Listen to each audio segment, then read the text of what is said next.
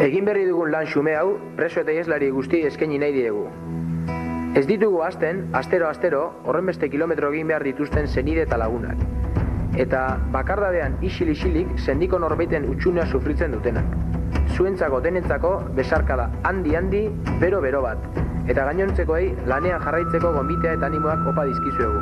Azken finean, horixe lortu nahi dugu bideo honekin, jendearen lanerako gogoa piztea alegia.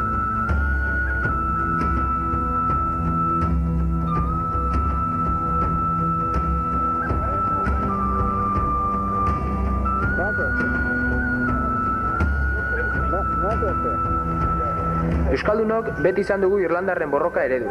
Irlandari ere, Euskal Herriari bezala, indarrez ukatzen baitzaizkio subirautza eta lurraldetasun eskubideak. Irlandako bake prozesua ere oso gertutik jarraitu dugu, eta beren borroka moldeak ere eredu izan ditugu. Presoen borroka kasu. Horixe izan zen burutu genuen hotz grebarekin adierazi nahi genuena.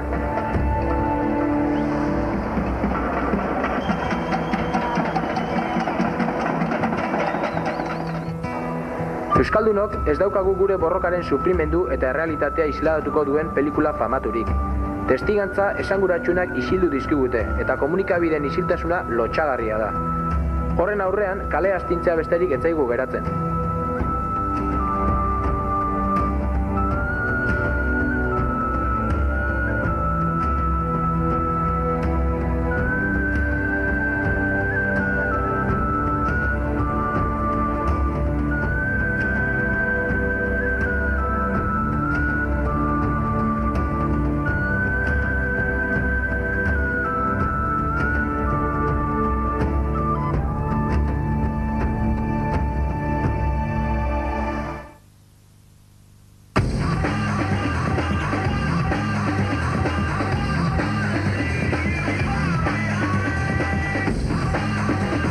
Irlandako presoen kasuan bezala, Euskaldunek ere burutu dituzten ekimen ezberdinen adibide anitz badaukagu.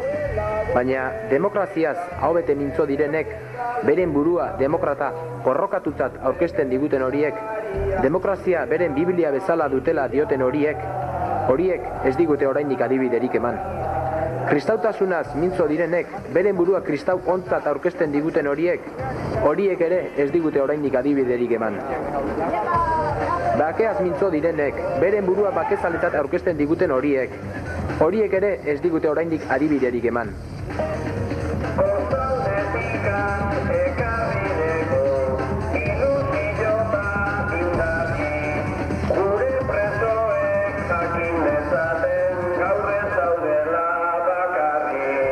Guk izatza eta adarrak ditugu, umeak jaten ditugu, gorrotoaren inertziak mugitzen gaitu. Zergaitik? Guk soilik euskal gizartearen gehiengo batek dioena defendatzen dugu. Gainera, eskubidez mintzo garenean, gehiengo eta gutxiengoen eztabaida jokoz kanpoko iruditzen zaigu. Demokratek oinarrizko eskubideak urratu eta estatu atzerritar bi inposatzen dizkigute. Kristauek ez gaituzte ikusi ere egin nahi, eta bakezalek egurtu egiten gaituzte. Hala eta guztiz ere, ados gaude.